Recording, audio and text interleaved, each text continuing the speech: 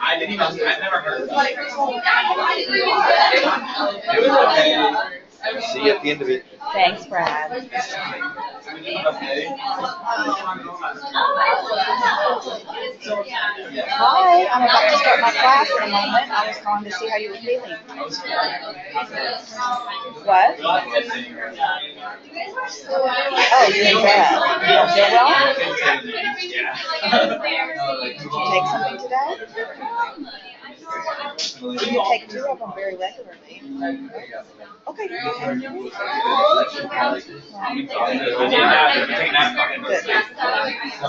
see you about 7:30.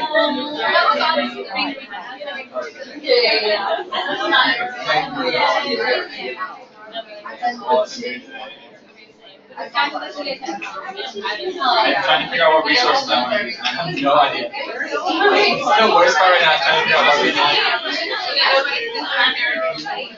What?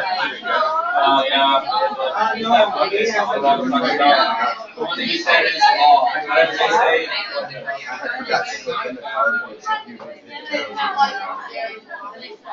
Because it wasn't now it's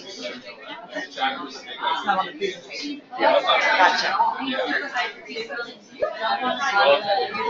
Well, the problem with everyone saying scribes, you know that everyone's saying scribes, but the wrong at the beginning, they make like a scribes. So they still count it. The new one? Did you get the new one or you have an old one? I'm at 29. Yeah, they said that we're all saying he's changed it. But so far they've all correlated. But I'll let you. Oh, bless you. It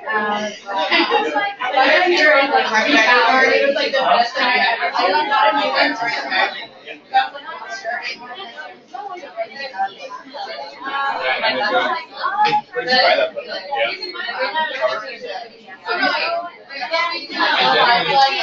I could have like 2 things. Just redo it. I forgot to I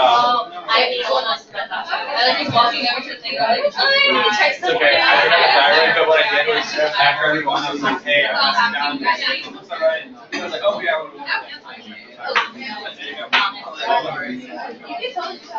yeah, so what I did before I did everyone was going to test out my state. So then I went through and I looked at it, whatever, decent. Wow. Where did you buy it? It was on. And then I came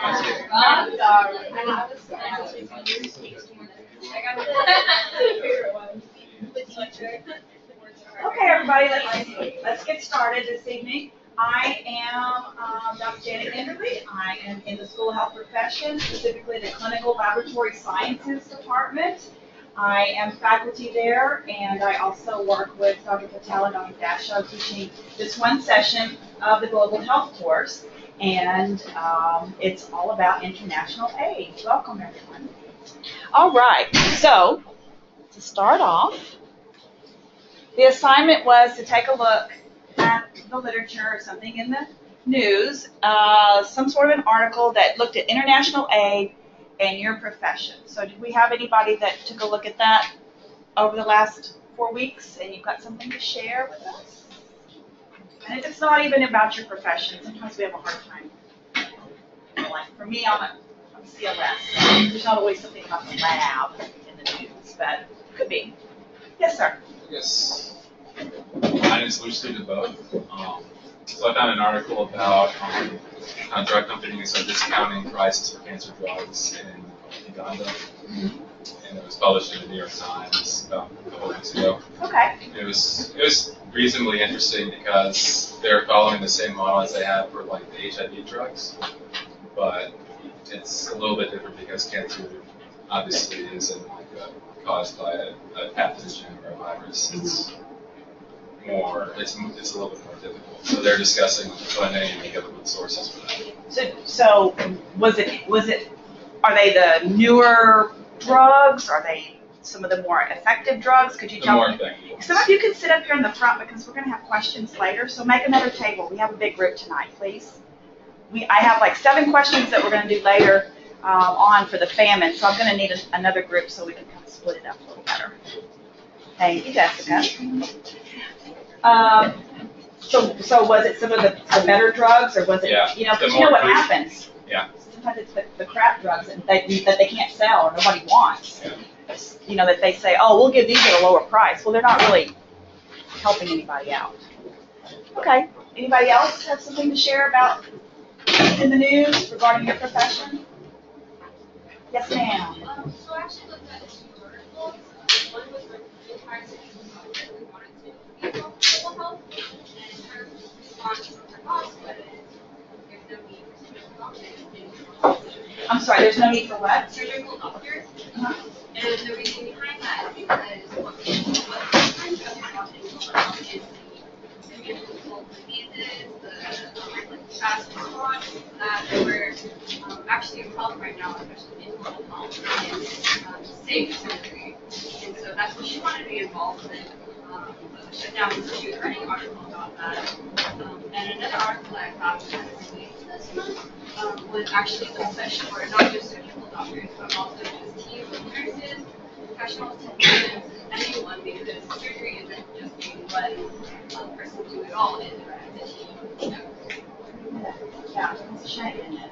Again, just what you were pointing out, that a lot of times they look at infectious diseases. I know I read this morning a little bleep about the Bill and Melinda Gates Foundation has announced that polio will now be eradicated. They decided. So it's things like that that get our attention, like malaria, polio, TB, all those ones. Especially things that are endemic, parasite infections and certain parts. But yeah, what about cancer? What about diabetes, Zach? Oh, Dr. Right? Calvin, how are you?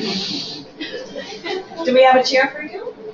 You better. I was your former student. I know. I'll have my best.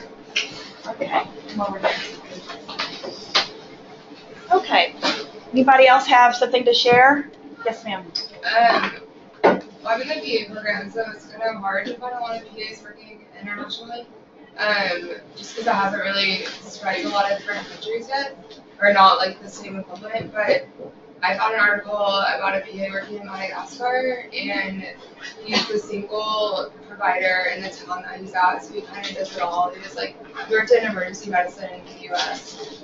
And trauma, so he does a lot of that in Madagascar, as well as OB, Peds, pretty much anything. Yeah. That sounds kind of exciting, though. Yeah. And it's a totally different experience than what you would have here. So you'd be very specialized in the U.S. versus over there, you'd be a jack of all trades. And we'll be learning a lot, be exposed to a lot.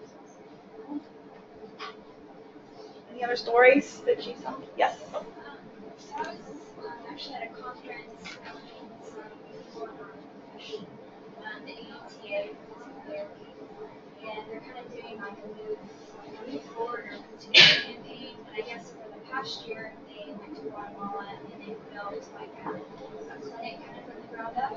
And so now kind of their goal moving forward is, I forget what they're called, but in certain ways, kind of start making groups to go there and kind of train people in the community there to like train their own. Yeah, that's the big thing. Train the trainer. It's not like we need to go over there and stay there. That's not the point. We need to train the people who already live there how to take care of their own people. So we talk a little bit about that as we explore international aid, because there's that analogy. You don't give someone a fish, you teach them how to fish so that they can provide for themselves later. Or should we just keep giving them fish? Aid. All right, so why would development, which we talked about last session, matter to someone like you in your profession, medicine? How would that impact you going over and working in another country?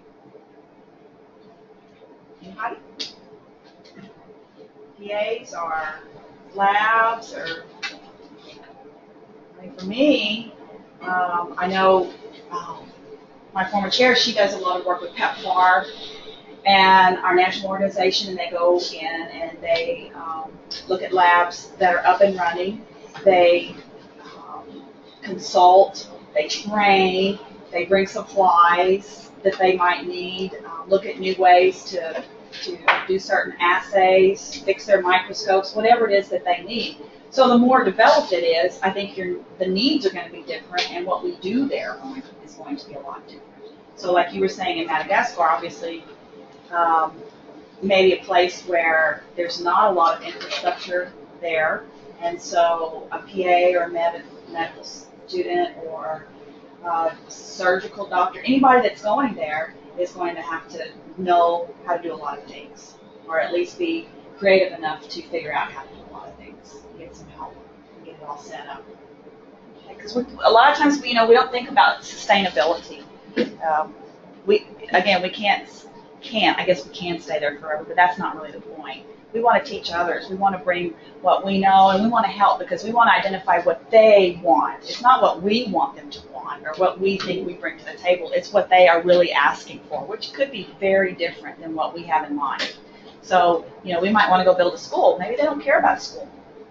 We think they need a school, but maybe to them water is more important, or a clinic, or something like that.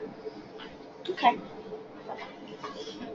All right, so this evening we talk about international aid. That includes humanitarian aid, which we've been exposed to very recently with the hurricane situation, even in our own area. What do you think about aid? What do others, experts in the field, think about aid, even those people from certain countries that receive aid? Historically, because how does that fit in? Because remember, Dr. Dasha last session talked a lot about colonization. And if any of you are up on history and history majors and all of that, you can probably speak to this. There are a lot of issues that go along with the countries who have been in these places before and ruled and have power over them, and now there are other foreigners coming in, maybe not from the same country, but maybe. And so how is that received? And then we'll have a case study where we look at famine, and that has to do with our little youngster Fernando as he grows up. And then if we have time, we'll do a little debate. But like last week, we had enough of a debate during just the talk about GHICC and all of that, so we didn't need to have a debate. We had a very vocal group, so hopefully you won't hit me so hard this time. Okay, here's Fernando. Isn't he precious? Now he's 2 years old. He has a little baby sister now, Elena. His dad is a wage laborer, works in construction as a handyman, and his mom is a housekeeper in the better part of town.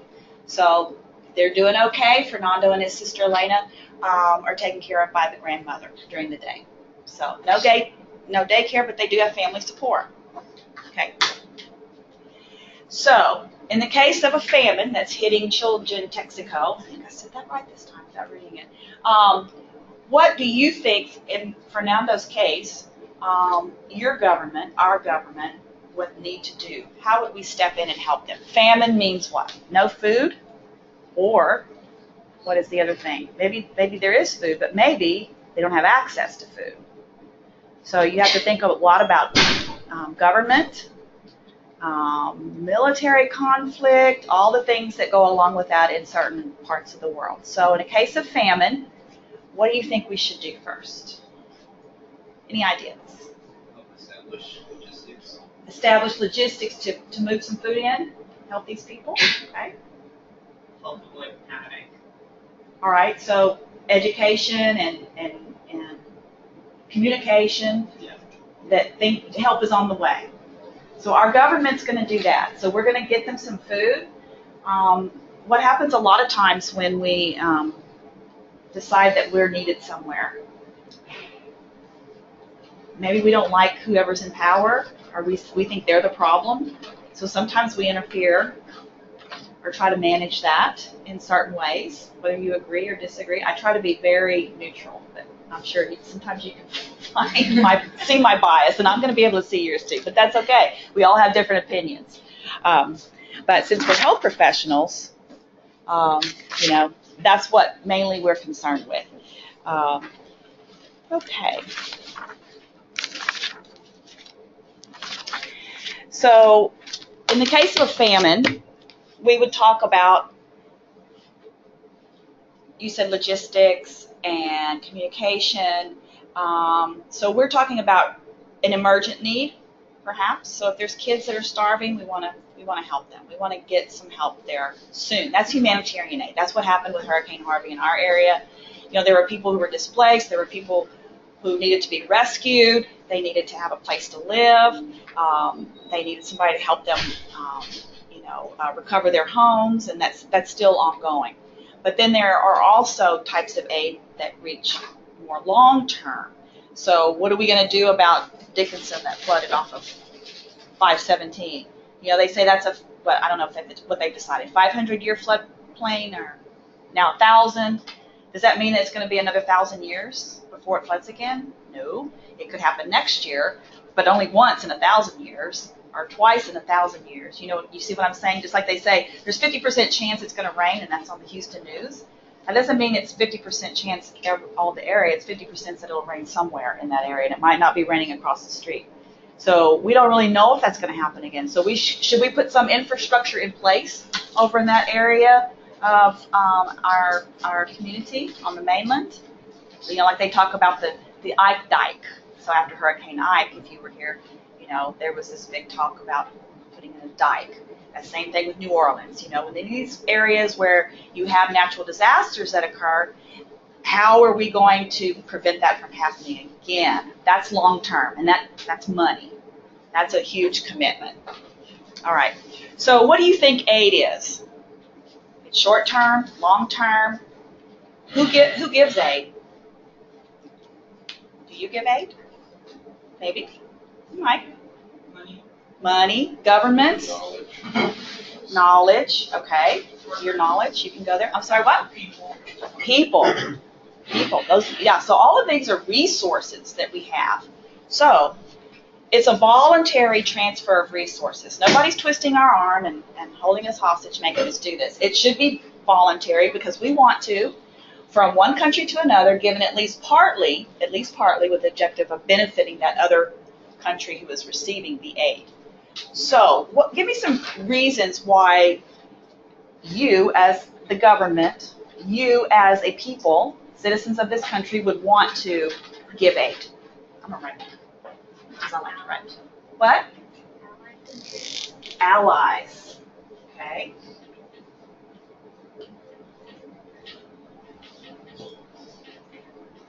I think it just brings a positive morale, so you just feel better about yourself. So just altruistic reasons.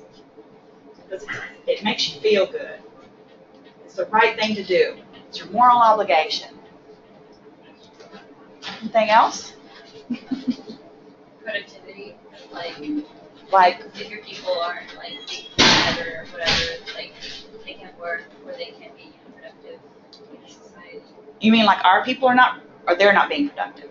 Let's say with Harvey, Mm-hmm. if we don't help the victims of Harvey, they're not going to be able to function daily. So would that be economics? So is that something that might affect us economically? That's the old debate about Mexico and the U.S. Why should we help Mexico?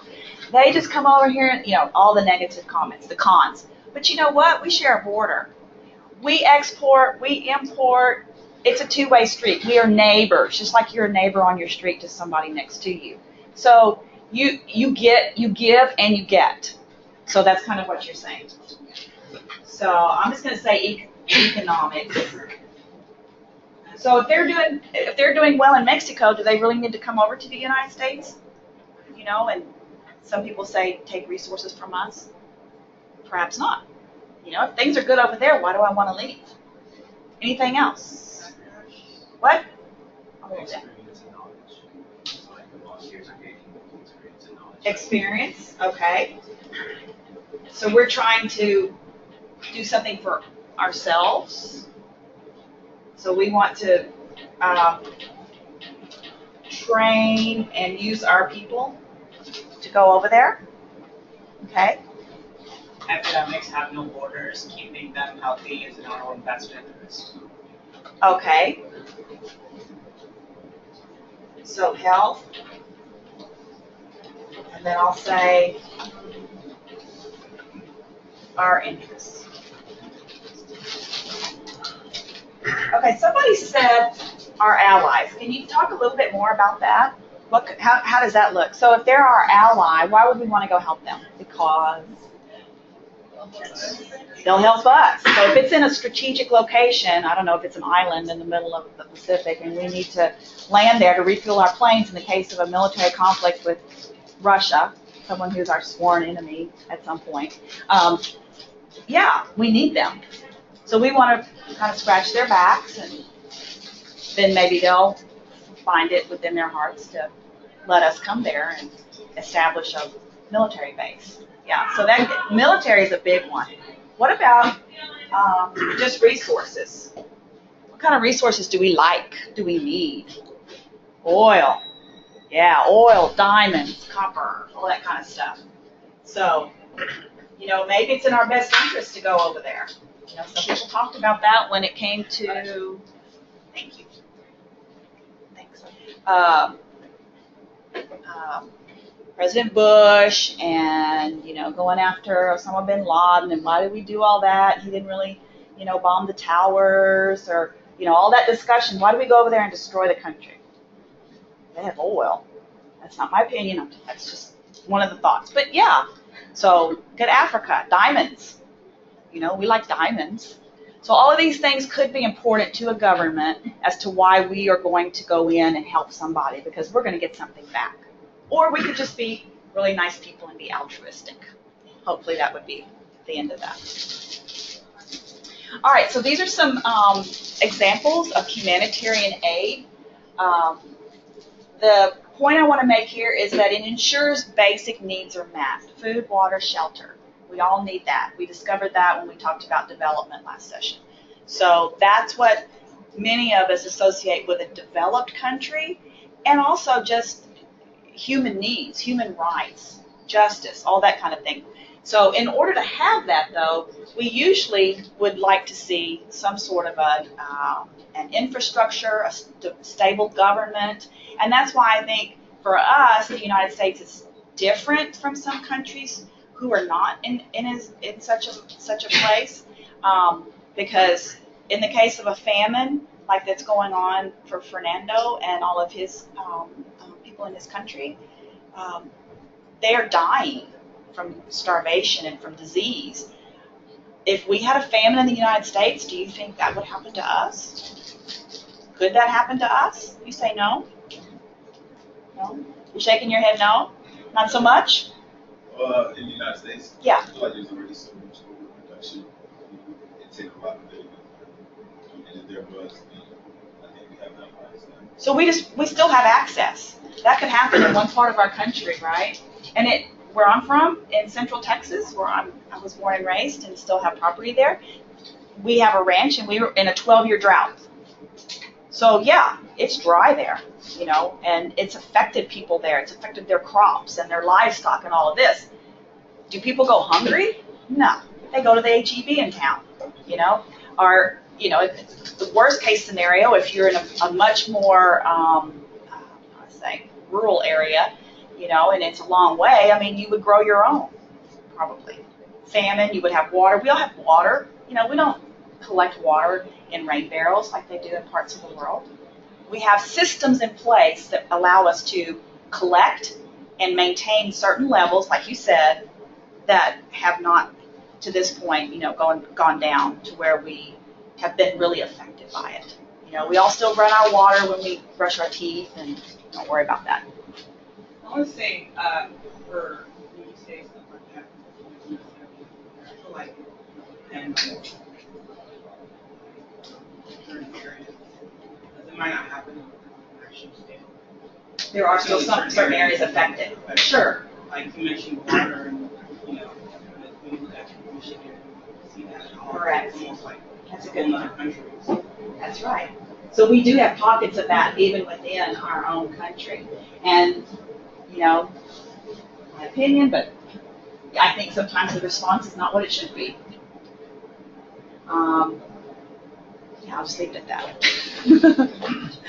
that. So the goal for humanitarian aid is to relieve suffering, save lives until someone else can step in with a bigger plan to establish long-term goals. So what's important here is that many times these work hand in hand. So we start out with humanitarian aid, and then there's a long-term solution that goes along with that, that sort of piggybacks off of it and makes the whole thing sort of make sense for the people.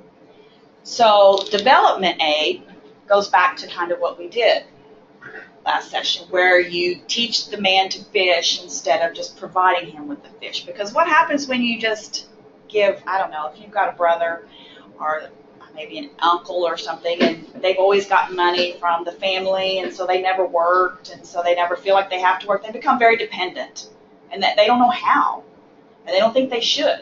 So a lot of these countries, the argument is, if they've received aid over decades of time, why should they have to try to do anything on their own? Why should the government require them to, or why should the government put any infrastructure in and create long-term plans to improve the people's well-being if they don't have to? And then there's things like taxation, representation, and all that maybe don't exist certain places. So this would, development aid, be, I don't know what that means over there, looking at things like healthcare inequality. I think we have that in our country right now. I know we do. Economic disparity, we're moving towards that also, but it's much different in other parts of the world, much, much worse. So you would help that country to not only establish long-term goals, but build on what they need, again, what they feel are the important issues for them. The problem with development aid is, how do we know if we were really effective or not? So how would you measure an outcome? So if we start putting in schools and clinics and water wells and all of these other things that this particular country needs, how are we going to know if it's making a difference? Think about the toilets. That's what always gets me, the one about the toilets. So, you know, we need improved sanitation in many parts of the world. So a lot of organizations have put in toilets and then they're not used. Or they're used for something that they're not supposed to be used. So people don't use them because either it's cultural and they don't, it's against their culture to use a toilet in certain areas. The men defecate out in the open in a certain area, and that's what's the norm for them. And if I've got a toilet in my house and none of my neighbors are using theirs, am I going to use mine? I don't want to be that one person. I don't want to be that one family. So it's really hard to go up against those kind of cultural norms that maybe are very strange or bizarre to us. But if you spend money and you create something that they say they don't really need or they won't use, then you're wasting your money and your time. So again, it's all about what they need. And it's easy for us to tell them, you need to vaccinate your children. Who are we to go somewhere else and say vaccinate children? I have white skin. I don't belong in this country. It's very obvious. I didn't come from there. And oh, by the way, you people, your people ruled us for hundreds of years and made us slaves. So why am I going to do anything you tell me to do? How can I trust you? So there's a lot of mistrust that underlies the things that we say they need and what they are willing to accept from a donor country. Okay, let's see if there's anything here. Did not say. So tell me your thoughts about, I think everybody's on the same page with humanitarian aid. Do you think we should reach out to our neighbors and to people in Puerto Rico and try to help them? What about more long-term solutions? Do you think we ought to jump in? How do you feel about development aid? If it's going to be done, it has to be done responsibly. And I feel like a lot of times we don't. Personally, the country we want to develop, he doesn't actually talk to the community that we're into and have that conversation. Because you can go into a country and build a well, if you build a well in a location where they didn't want the well, they're not going to use the well. If you build a soccer field, build a well there, and now the kids can't play soccer, then they're going to hate that. They're going to hate the well. Yeah. They're not going to use it. So you have to have that dialogue with the community. You have to have an open mind and work together. You can't be like, I'm going to say it has to be out. Correct. You can't be the superior person or organization or government in this picture. I know Dr. Dashiell talks a lot about the time, the years it takes to build up trust in a country. You know, he's been going for years to certain countries. And like in the Dominican, he's very passionate about Dominican and, parts of Africa too. But in the Dominican, he's really trying to get some things established there. And it's literally taken years. And so, again, he comes in there and he may speak Spanish very fluently. And he may be telling them everything that he's supposed to be saying. It's all, well-intentioned and altruistic, but are they going to buy into it? No, it's going to take trip after trip after trip. And finally, somebody's going to maybe, come onto your team. So, yeah, it's very tough. What about their government? We said something about their government needing to be stable. What if it's not? What are you going to be able to do there? Uh-huh. I think, going off what you just said,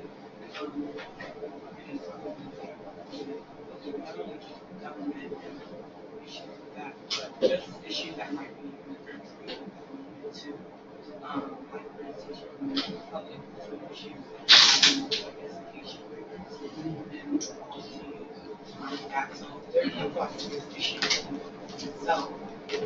Then it's a little bit harder. It's like a double. It's like two things you have to consider about engaging with, but also the relationships that they have within their community. That's right. Like the betes that you're talking Yeah. about? Yeah, that's huge. And, there's a large migrant population even in Florida in our country. And those people may or may not be legal. Some of them are not. So how are they going to come in and you do a clinic for them and trust that they're not going to be immigration people there that are going to arrest them? That's even in one of our states, right? And these people work for very low wages, but it's what they have. And now after the hurricane in Puerto Rico, they say that they expect many more people to come into the United States, trying to rebuild their lives because there is nothing there. I mean, what would you do? If it was me, yeah, I'd go anywhere. I'd face whatever because it's better than what I had at home. And I would, always love my country and dream of going back there. But if everything's in ruins around me and I can't even feed or clothe my kids, I'm going to start looking for other options. So, these people sometimes are desperate, even in our own country. So the types of aid that you can give, obviously food aid, you can see the food with the little kids at the table. Food even itself can come in different ways. I want to talk a little bit about the tide aid. Any ideas on what that maybe means? Tide aid? Like if the country spends a certain amount of money on the service, they can match it. It's more like, yeah, there's that. There is that. But there's also something so if I'm going to give you this money, I want you to spend it just on this. It's tied to something else. Or it's tied to what you're going to give back to me. So it doesn't come without strings, basically. There are conditions. It can also be just between the two countries, something like USAID or the World Bank can be multilateral, so there can be an over structure then that has other organizations in place that reach out to several countries at once doing their performing aid. Could be a specific project or a program, like we said, clinics or water wells or schools.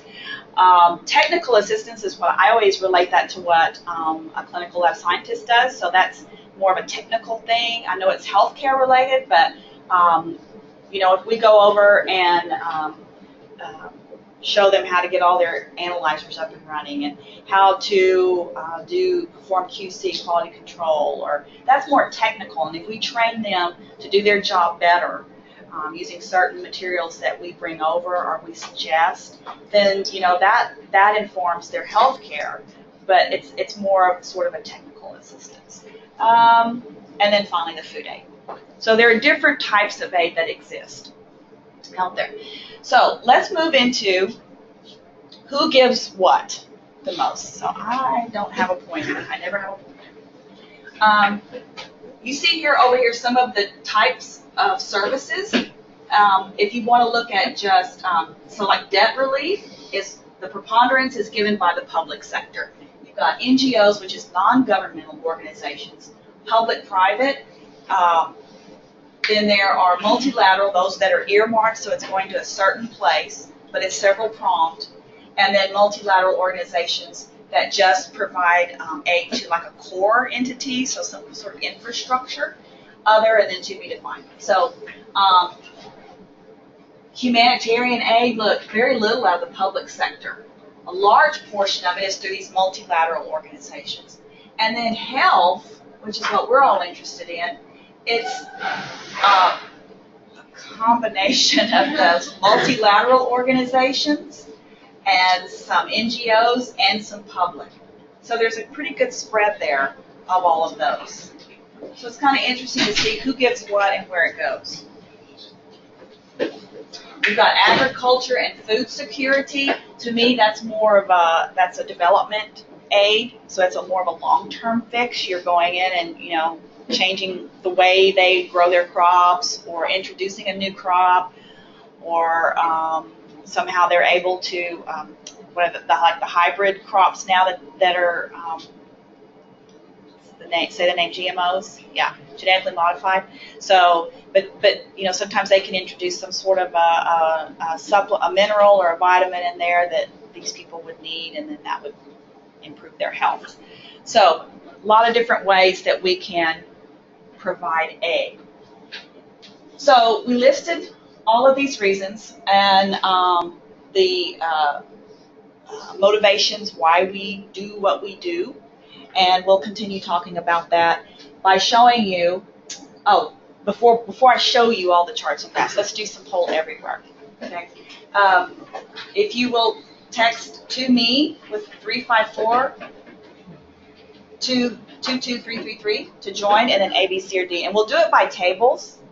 So one person at your table, let's just do it that way. One person at your table be the one who responds, and then you all talk about what you think. So does anybody know what GNI is? Percent GNI? Everybody's heard of GDP, gross domestic product? And no? It's what we make in our country? Right. The gross, not net. GNI is the gross national income and the percent. So this is a way, the GNI is a way for us to sort of normalize across countries who gives what. So we have more people than, I don't know, Mexico has, or Canada has, or other countries. We may have more money, but when you take the money that we make here within our borders, and then there's sometimes money that is made outside of the borders, but entities that are owned by us, companies. So we have to consider that money too, and then we finally have to take off expenses. So the percent GNI is a way to normalize all of that and make us all equal, no matter how many people we have, whether it's 20 people or 20 million, and what we make, and then we look at the percentage that we each pay for financial aid, that we donate. Okay. So, which country gave the most aid by percent GNI in 2015? What do you think?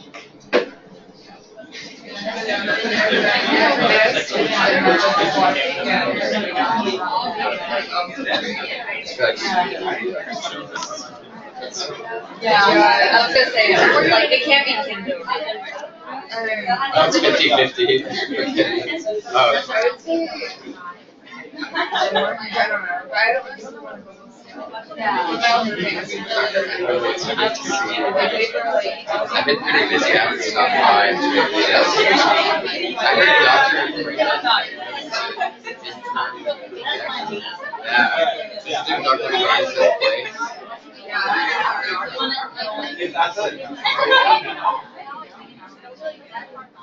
I'm surprised. Like, what's her name? She's retired. I guess, yeah. Yeah, she is. I don't know, Canada's like really friendly, but like Canada, like, it's supposed to take it.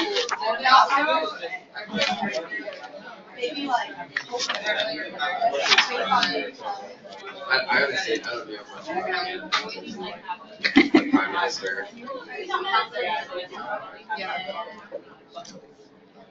Okay, Okay, has everybody responded? Okay, we're gonna calculate. And I'm gonna keep score, and then there's candy for the winning table. Candy. Chocolate.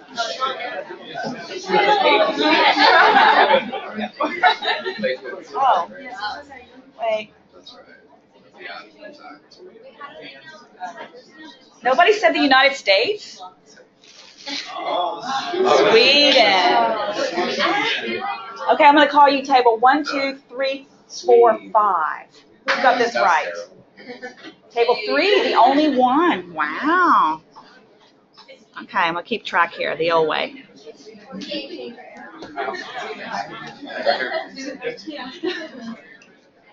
Okay. Which country received the most aid? Oh, sorry. Oh, wait, what? Wait. I was trying to get rid of that thing, but that's not it. Which country received the most aid, including military assistance in 2013? A, B, C, or D?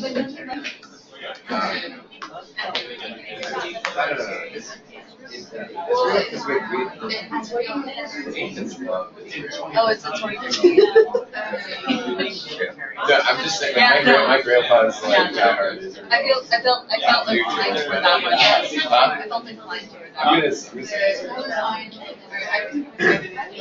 they did it? We should go to Phoenix.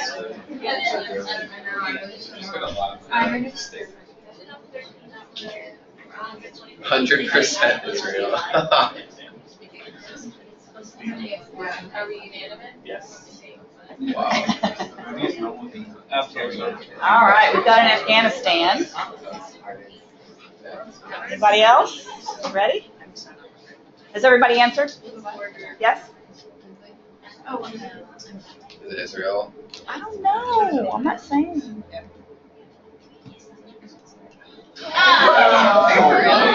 Military. I mean, war in Afghanistan has been going on for a long time. Okay. Table 1.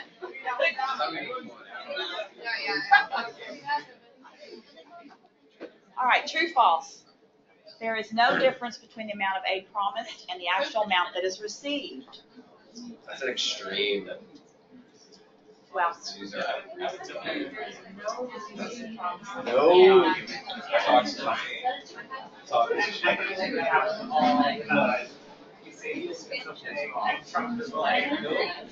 You got to take money and manage like the organization. Final answer.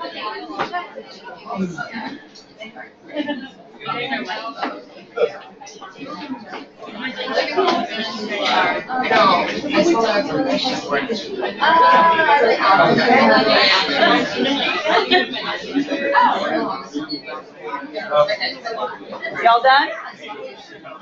Do I have everybody's answer? Okay. Looks like you all got this one right. Everybody got it right. 4, 5. Okay, so that's not a big surprise. Just because you say you're going to give it, the government decides, and it's, somebody decides, and it's, all over media, it's on the front page of the New York Times, and everybody goes crazy because, oh my gosh, we can't give that much aid, that's ridiculous an amount. Doesn't always happen, and we'll show a slide on that coming up. All right, what percent of the U.S. budget is spent on foreign aid? Oh. Like recently? I know. Yeah, just it doesn't matter. Yeah, it doesn't really matter when.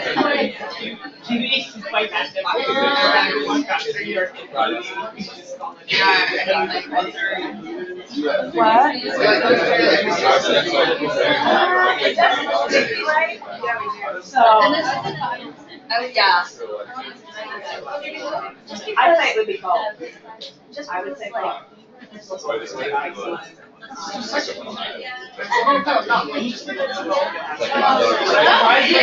Like that.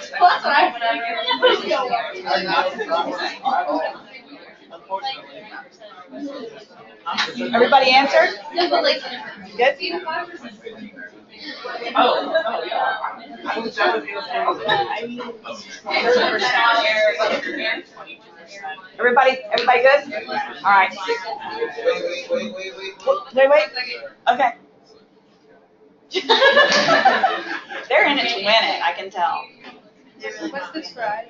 What do you get if you win, Doctor? Candy. Oh, really? Chocolate. Right, sure, it's good. Yeah, get serious.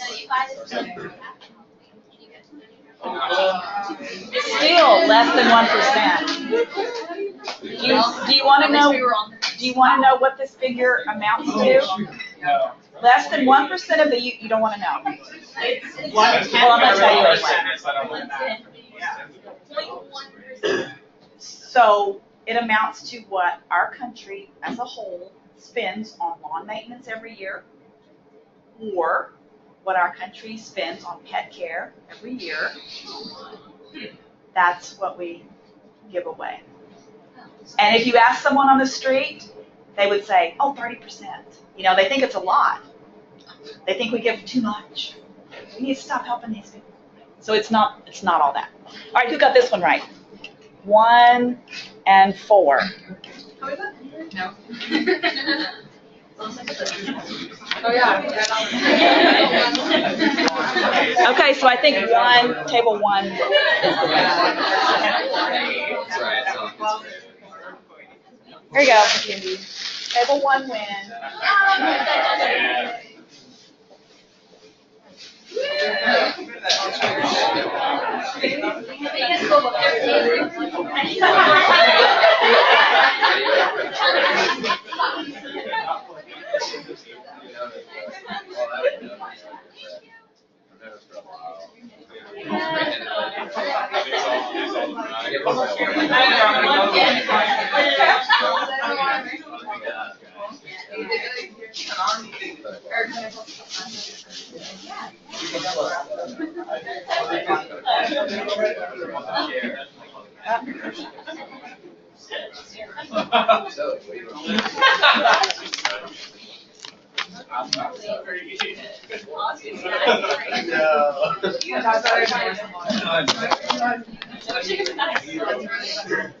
Okay, let's move on through some of this really dry stuff. Anybody an economics major? God, I hope not. Somebody. So we're going to work through this together. All right. This says, look on the very left, as a percent of the GNI. So that's kind of where we were going a while ago. This is the official development assistance in 2013 as a percentage of GNI. So we're not saying, who gives the most money. We're saying relative to the number of people they have, so kind of per capita and what they make, and this is what they spend. So you can see Norway and Sweden are up here in the top, and they kind of trade places every other year. So, they're always up there. They're at 1%, a little over 1. Then you've got Denmark is in there. The UK is pretty good. There's the US, kind of way over there. 0.19. 0.19. So, there was a point when the United Nations got together, and at other world conferences, it was decided that, everybody needs to contribute this amount, 0.7 of their percent GNI. Well, some of these people are doing pretty good. They're okay. And then we're below that. But the average country effort is at 0.4. So we're behind. We're behind what's needed, what was deemed as being needed. There's the 0.3 on the side. That's the difference between the target actually and what is actually given. So here you see that many years ago, it was in 1970, where they agreed that through the European Union members and this Glen Eagles Summit and a UN World Summit, that this is at the level we would need to be, and we would reach this target by 2015. Well, that was 2 years ago. We did not.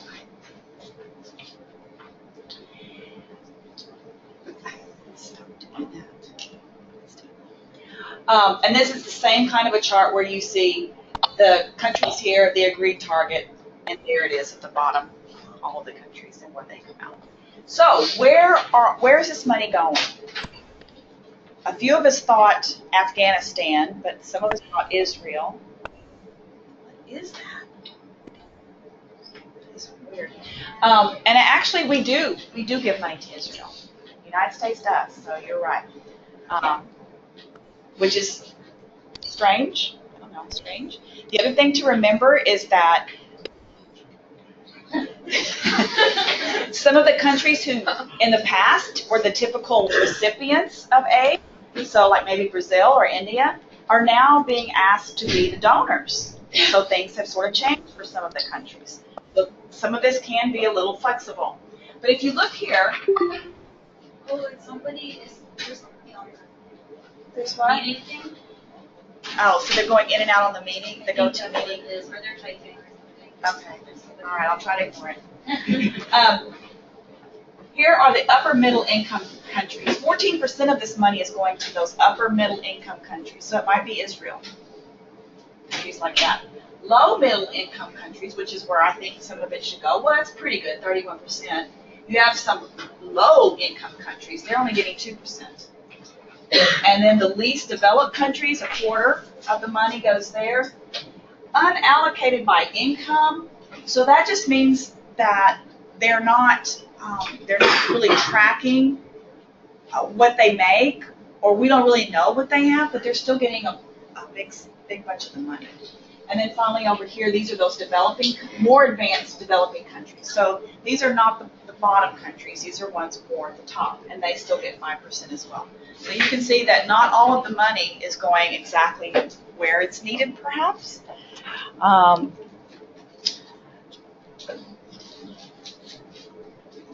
billion is what we give annually. $30 billion out of our budget to international aid. So that's the 1%. Yeah. It says here that these are some of Dr. Patel's notes that some little facts. People think in the United States that we should spend around 13%. They actually think we spend 30, and we really spend less than 1. All right, so let's move ahead to this. Oh, the differences between the promised and the actual. I think this is a pretty cool slide. The purple is promised aid in U.S. dollars, starting in 1990 and ending in 2013. And that would be the percent of GNI, which we've already talked about on the right. So the official aid goes up and up and up. Promised. What actually happens is this right here underneath. It's quite a difference between those two. To the poorest nations, the green.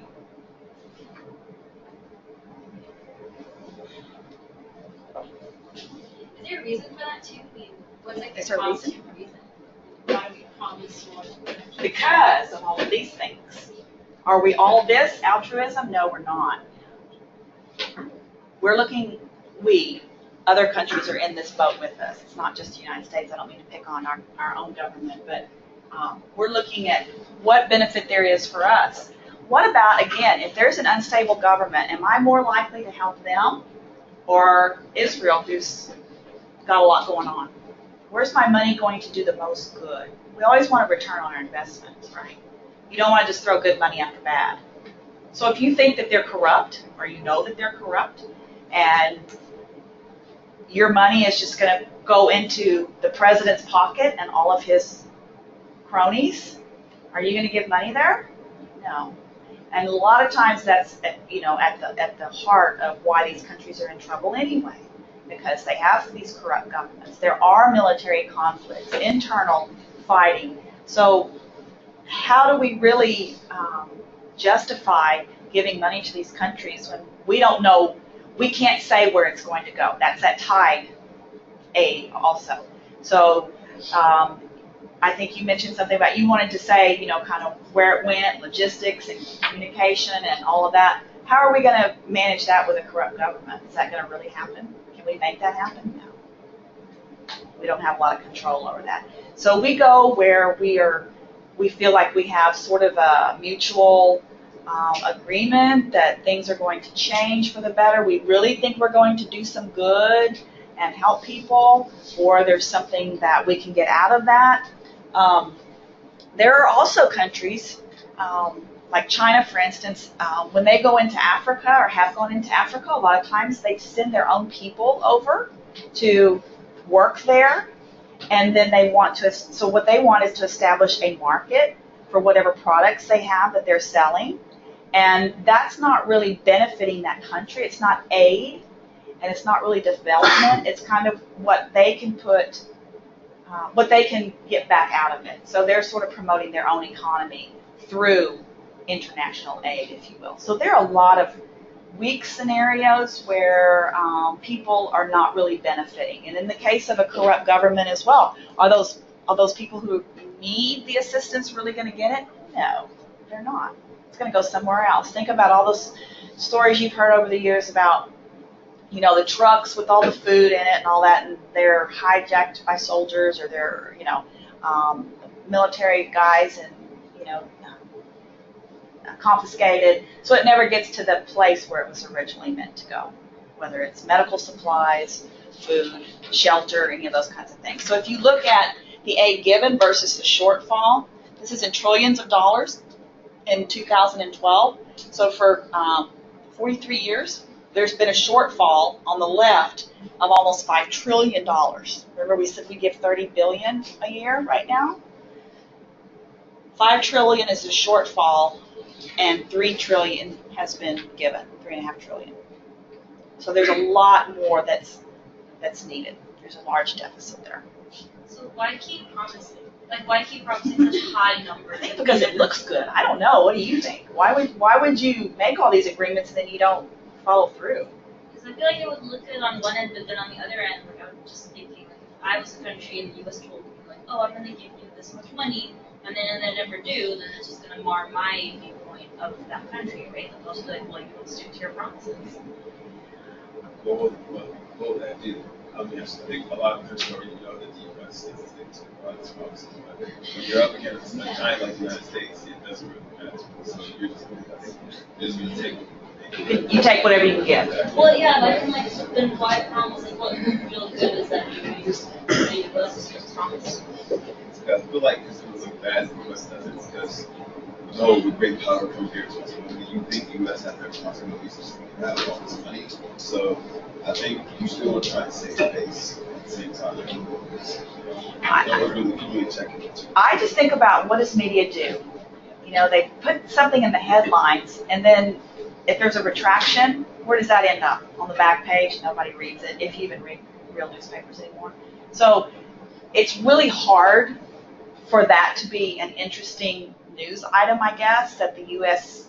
didn't pay their $10 million to Guatemala this year that they promised them. I mean, you'd have to be somebody who really cares about Guatemala. I mean, there'd have to be some sort of a human interest segment to that story. I think it's just glossed over with all the things that we have. You know, in today's climate, you know, the more exciting it is, the more of a headline it's going to make. You know, we're after flash all the time, and maybe that's not so flashy. Maybe it's not so interesting to us. I don't know. Any other ideas? Why would we keep doing it? It's a good question. I feel like, Go ahead. Maybe the president proposes a budget that says, okay, we're going to have this much for foreign aid, and then when it winds up in Congress never ends up approving it, so the aid never comes. That's true. lost in their Yeah, lost in the process. Yeah. I feel like going along with that, like when they do come up with like a budget, like I feel like they put a value on like what should be given, and like, or like they compare it to like the value of the return, and they kind of like do like a comparison. So like the example, like the oils and resources, like we're gonna give this much, or we're willing to spend this much money on like something we're gonna do. Right. Yeah. So there's got to be some get back for the give, and maybe. So is this one bulk payment? Do you think? Is it multiple payments? Probably multiple payments. You know. And so if we're halfway through the year and I've given you half the money and I haven't seen anything that you promised me, I may just say, you know, I'm going to cut you off like your parents do. You know, you don't make the grades, and you don't stay out of jail, and you don't, you know, all these things I tell you and I expect of you, then I'm going to cut you off. So it could be that. Do you know if we meet our promises with countries like Israel as opposed to like Saudi? I don't. This is often we were saying like a country like Israel probably matters more if we make so we keep our promises as opposed to a country like Right. It's like a huge earthquake in Japan, and you also get that, but if you don't, then that can have repercussions. Yeah, I agree. The image part matters, and what they have to offer us in return. Okay, so if you look at the history of United States aid, this is a very recent, I say recent because it's within my lifetime, but really since World War II, I mean, that's not my lifetime, but really the last 50 years. So what happened during what happened during World War II that do you think created the need for aid? United Nations was there, right? So they got involved, but what happened to these countries in Europe? They were wiped out. Yeah. They were rubble. So they need help. The other thing is, during World War II, we were allied with, say, Russia at that time. Now the former Soviet Union, now Russia. So when Germany fell and it was in ruins, who's going to be the first one over there to own that piece of land, right? Who's going to have the power over that as far as their rebuilding? That was a sort of a competition. Is it going to be the United States, or are we going to let the Soviet Union do that? Which we already kind of knew we weren't getting along with the Soviet Union, and they might not be our allies forever. So do we want to let them get one up on us by rebuilding Germany? So who's going to get what? Who gets Italy? And so there's a lot of things at stake as to who's going to go in and help them rebuild, because then I have all of that input into how it's going to be rebuilt. What kind of a government are they going to establish? I want it to be a democracy. Soviet Union, they're going to want communism. We don't agree with that. So we're going to try to beat them to the punch. So a lot of this is military driven, economic driven, and just people needed help. So President Harry Truman had a .4 program. Kennedy made a statement. There was the Marshall Plan. What is important to note about these types of programs and plans is that they were finite. It was like 1, 2, 3, 4. We finish that, we're done. Doesn't seem to work that way anymore. And I think that might be sort of at the root of why it doesn't work so well. The world pours money, pours money, pours money. But Truman wanted to help these people who needed help in Africa, Asia, Central, South America, and he had a plan for that, and it worked really well. But then when we were done, we were done. And there was no more promise of money, and they didn't expect any more money or help. The same with the Marshall Plan. And then President Kennedy in 1960, he said that he wanted to eradicate poverty and help all the children of the world and all of that within a decade. And then you see what Truman said: bold new program for making the benefits of scientific advances and industrial progress available. So that's what we have to offer for the improvement and growth of underdeveloped areas. So there's this vision and these mission statements here. So this is what really got aid, worldwide international aid, started back in those days. So this is, I don't know what this kind of a map is called. I call it a balloon map. But you get the gist. So the bigger the country is on this, that means there's more of the money that's being given. And what I want to point out is that there's sort of a north-south divide. That doesn't necessarily mean there can't be someone on the southern region, in that region, that's that is outside of that. So it's not just North America and South America, but in general, the northern countries donate more aid than the southern countries. But remember, I said that India now is a donor and not so much a recipient. So things are shifting. But this is generally how we kind of look at who gives aid worldwide. Okay, so we already kind of discussed a little bit about the different entities who do give aid. Get caught up with my notes here, just a second. So, the huge majority of developmental aid, so this is not humanitarian aid, this is not food, this is actually long-term goals and infrastructure, comes from government assistance, and that would be the ODA. So mostly those people are the ones who get involved with long-term fixes for other countries. The other 15 or 20% comes from those NGOs and foundations and some sort of charities. And so military spending is not really included in just aid, and peacekeeping is not. So at this point, we're just kind of talking about these people right here are not involved in the military part, but more in the development piece. So we also have places like organizations like the World Bank that are involved. And I want to mention, as far as public-private, Coca-Cola, which I didn't even know this until I started teaching this course. Coca-Cola is really heavily involved in helping orphans of HIV-affected individuals in parts of Africa. And they work in 56 out of the 57 countries in Africa. So they help these children to establish businesses doing vending, so they're selling things. And they also, get involved with HIV prevention programs and all of that. So that was something new to me. I didn't realize Coca-Cola did all that. And I do drink Diet Coke, but that's pretty cool how that works. Okay. So, Fernando, this is what GHICC looks like. A lot of cracks in the dirt. The guy has no crops, doesn't know what to do. He's desperate, he's disheartened. So, we have an activity, and this is why I wanted y'all to spread out. So I'm going to pass these around, and we're going to, as each group is going to work on one of the questions. So the scenario is this. The UN issues a warning of famine in northern GHICC, thought to be due to the recent drought during the typically rainy season. The economy is based on subsistence farming, wage labor, and livestock. So Fernando's dad is one of those wage laborers. As the famine progresses, it is estimated that 1 million people are affected, with 700,000 already having succumbed to death. As the region is home to the current president, the government attempted to provide food rations to those affected, but they ran out after 3 days.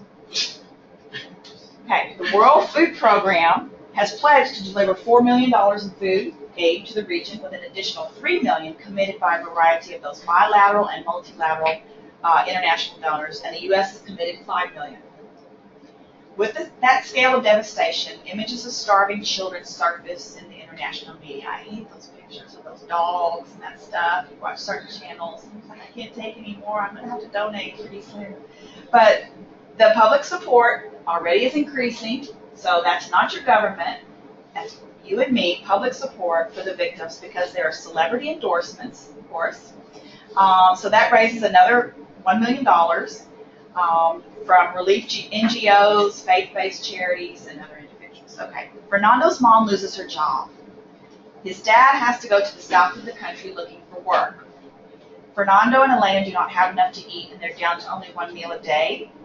The initial rations were only confined, or given, I guess you might say, to supporters of the president. And only a trickle of the international food aid is actually making it to Fernando's community. Reports of corrupt politicians diverting aid circulate in the media.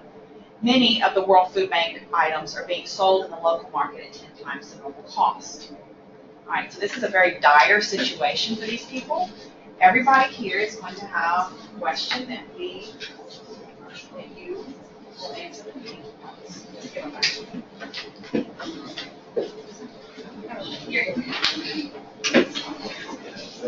So you all talk about these, and then we'll discuss monthly margins. I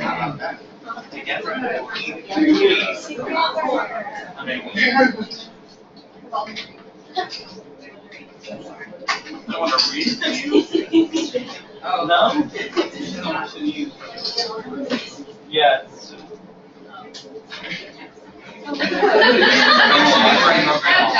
Grandma. She's the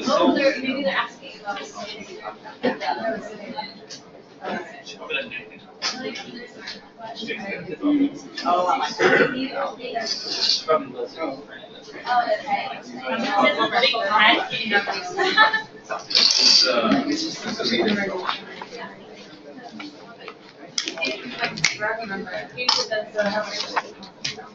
Okay, here we go.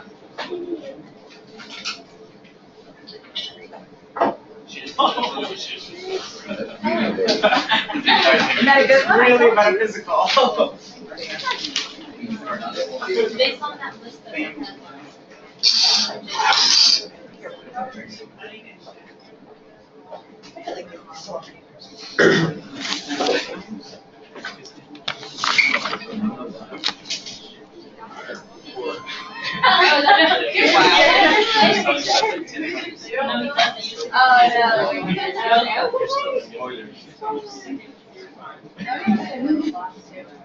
It's just dependent on, I mean, there are most of them can. The felons, you ever think like that, so it's like, so say, like, what could you feed, like, so that's like every gallon of milk a week. Right, until you get to $20 to $50. Like your entire income. That's the only thing about plastic. Yeah, like I think anyone that's not like the law. Yeah, it's like, ours, like, great, yeah.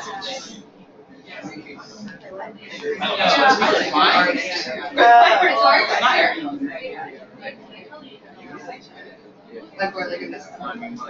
Yeah. Like any happens on. Yeah.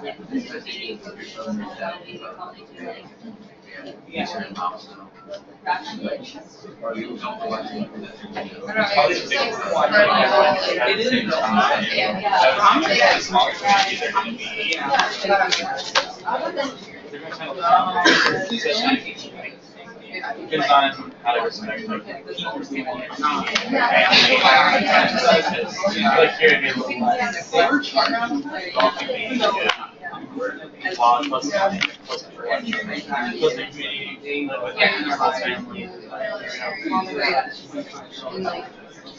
Distributing it.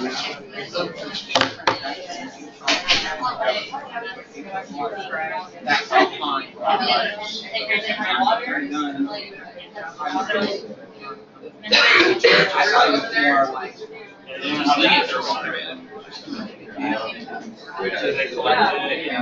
That's right.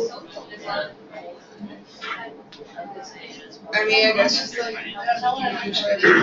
yeah, like would be number. We'll find like community leaders. Yeah,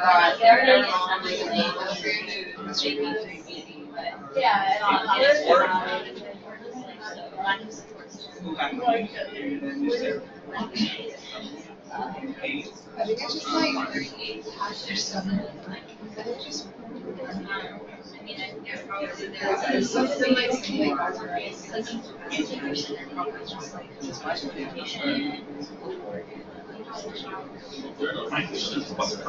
Yeah.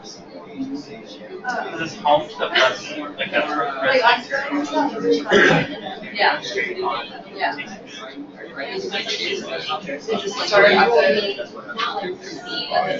I mean, like, it's not gonna go down this year. So that's who's getting yes. I guess like other. Yeah, it's not a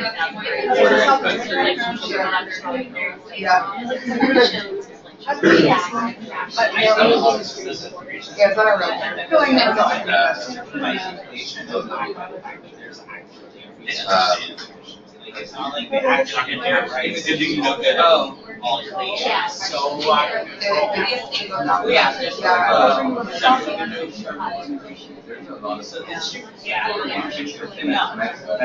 Like bypass. Yeah, I mean, like I just grow up. Bypass.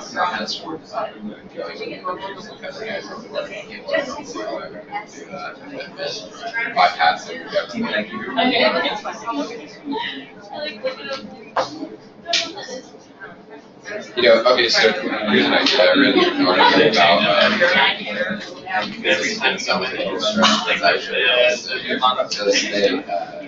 articles they submitted like how they're starting and medicine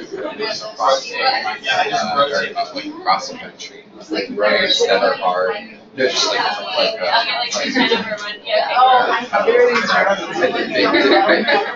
like those like little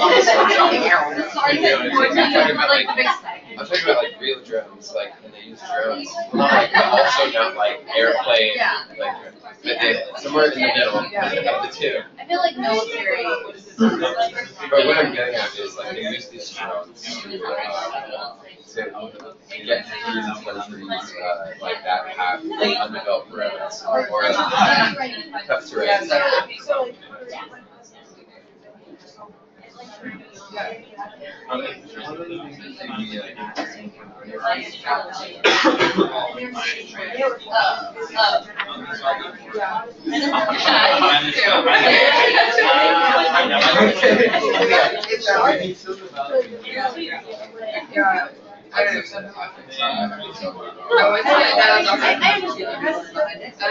I would say Costa Rica and like Costa Rica is really like I would definitely like 2 hours of taking jobs to like off-road and like the only way to get there was like through like weird literally one physical and then literally had to get water and then so like it's super sensitive to get the water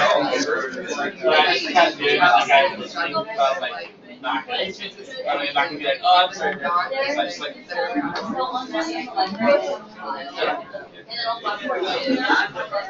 I realized it when I first put it down. I'm like, I get it. I'm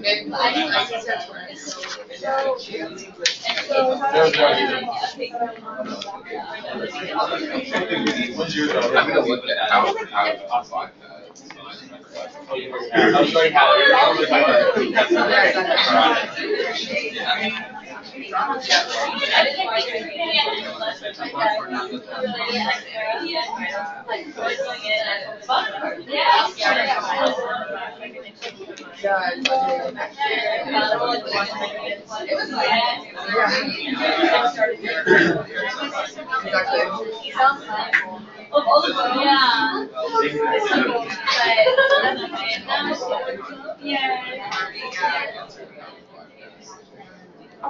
Like we have to one place it's like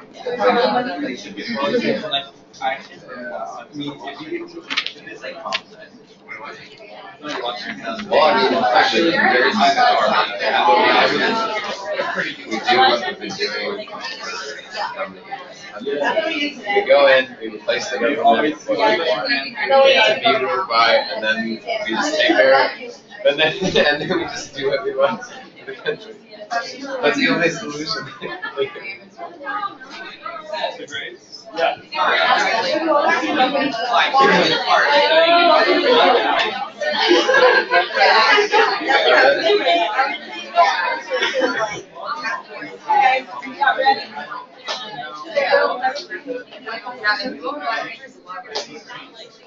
Like especially after I expected down Matt Damon like 4-foot water and it's like this is where this country is like give clear water. Let's start with this chair here. Everybody have your attention. Let's get started with this table right here. If you would read your question and somebody lead off the discussion so we can hear what you have to say about question 1. Who are the victims of famine and showing this? Who are the real victims there? Okay, what do you think?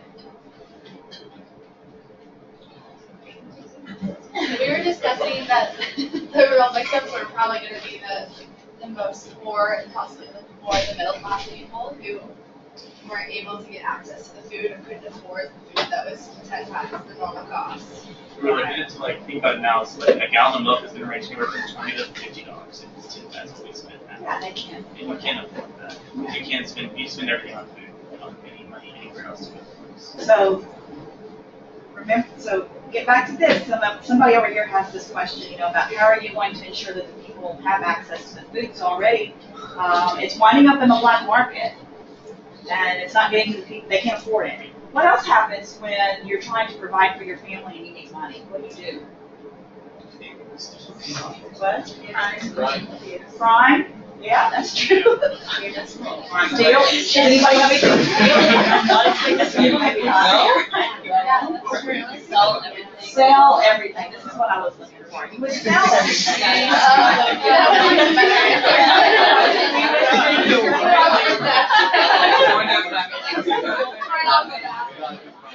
Okay, so if I own a herd of cattle and a couple of goats and some chickens, I'm gonna start selling those off.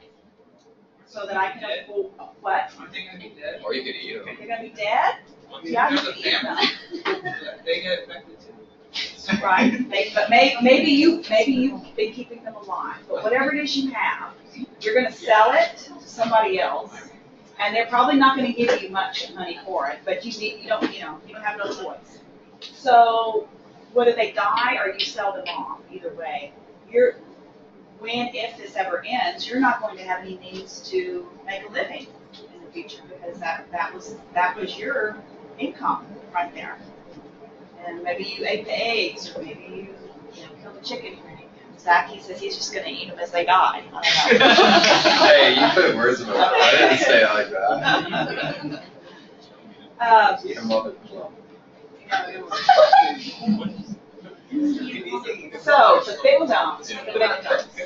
So, what about the kids? Are kids usually the ones, the young and the elderly, they're usually hit the worst? Because if they're malnourished and starving, they're going to be susceptible to a lot of other things. So, we've got a real public health problem. All right, let's take back here. What's your question? Ours are for the beneficiaries of famine, winners and losers, who gains from famine, groups that benefit. Okay, so you said the victims. Let's know about the victims. Who are the beneficiaries? So our listing could be the government,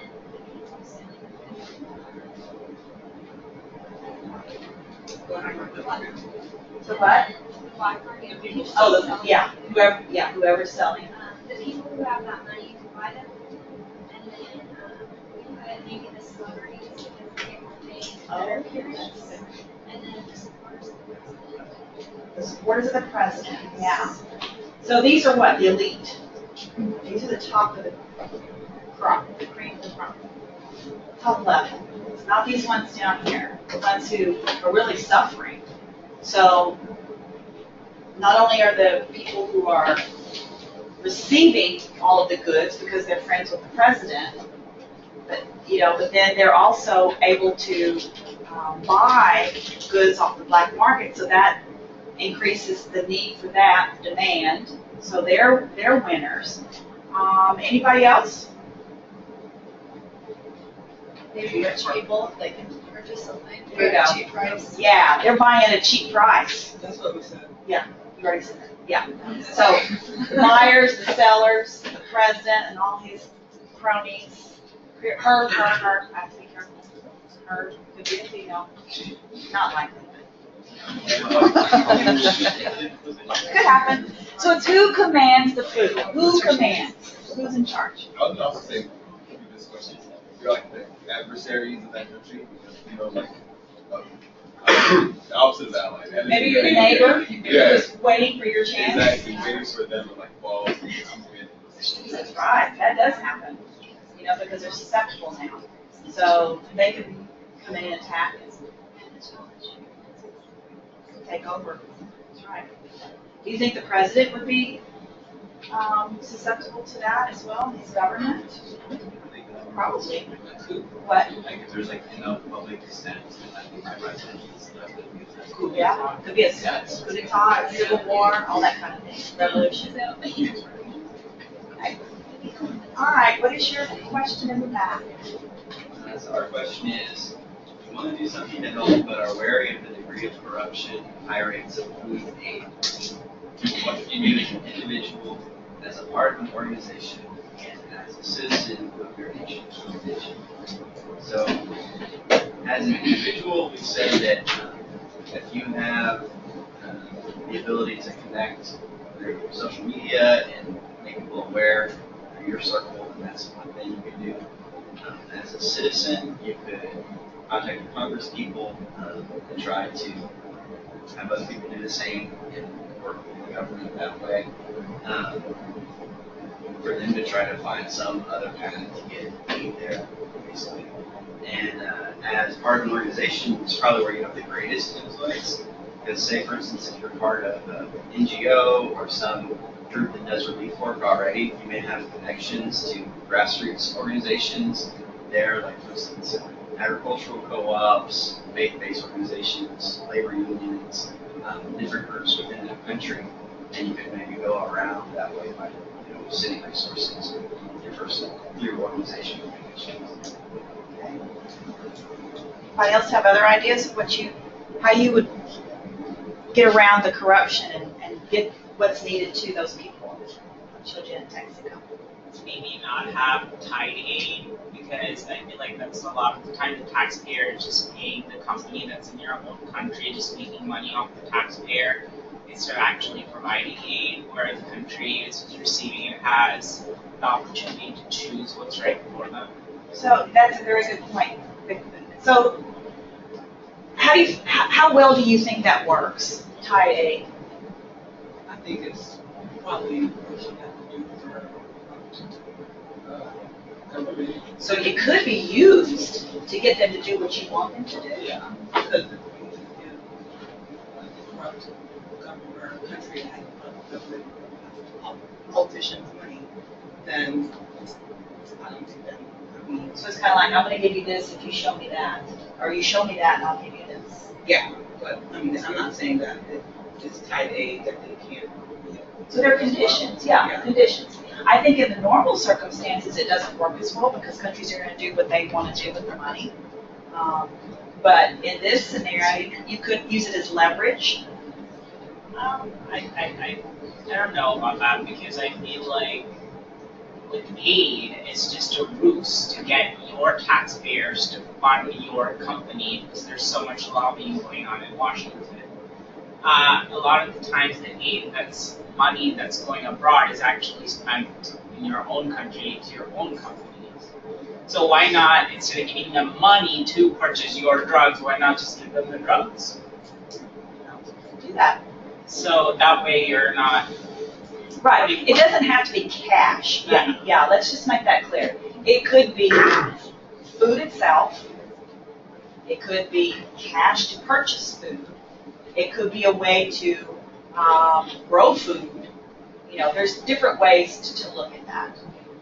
What we're talking about, I think, is something really immediate. So somebody last week said, oh, we would drop it in by helicopter, bulk items. But who's to say that the people are going to be able to get that either, If you've got a corrupt government, they can swoop in and take it away from you. I mean, it might not be the right thing. I don't know if it's the right thing to do or not. I think some governments do not militarily. Okay, so hang on. This young lady said something about using military force to make sure that things are going the way you want them to go. Yeah, that's an option. Yeah, I mean, It's that's an an option, option. sure it That's is. something. Yeah. I'm not saying it's the right thing to do. It's extreme. Yeah. I wonder if that will just But cause I more feel problems. But I feel like it happens. I feel like it happens. To replace the government that you find suit. All right, yeah. To follow up with what you're saying, Zach said replace the government with one that you like better. Oh, that works so well. That sounds like you would. It's sort of a satire. Sarcasm, yeah, sarcasm. Okay. It's not to say we haven't tried it before, right? Yeah. So there's things like embargoes. So, you know, we could, again, know that I'm not saying that it works, but you could try certain things. So there's different levels of diplomacy that, you know, could be, I guess, entertained. And just to say, to add another thing, like you could crowdfund as an individual and then find a way to route that money to, you know, people or groups in the country, just everything outside of the realm of the government. So you have an underground system. Yeah, I mean, I'm pretty cynical. I don't trust the government for almost anything. So I would say to go around. A blockchain. They have to. Yeah. You have to be a real Che Guevara, I guess. They have these blockchain crowdfunding platforms. Blockchain, like cryptocurrency-based crowdfunding, so that it's always trackable to its original source, but the original source can be anonymous if they choose to. So there's always accountability at every level. So if an organization spends a blockchain in it on a particular thing, buying something, that's always a record of it. So it's easy to find out whether the money they're spending is actually being spent on things. Is that like Bitcoin? Yeah. Oh, exactly. Yeah. All right. All right. All right. What was your question? Yeah, your question. I might just chime in and say Fernando's ability to realize his potential as a human being. All right, this is a good one. We really haven't talked a lot about Fernando because he's this 2-year-old. Any of you have children in here? Okay. I have children. I have grandchildren. We care about our children. We want them to have the best in life, just like right? So, how is this going to affect Fernando and Elena? So, unfortunately, like Fernando doesn't have the best situation right now. He's currently starving. So we feel like that would definitely affect his mental development, his physical development. Like he's 2 years old, so he won't be able to reach certain milestones. Yeah. Maybe he'll start developing muscle or he's maybe able to develop muscle, or so he might not reach like the educational level he might reach if he wasn't starving. He might also have some emotional issues since he's being separated from his father.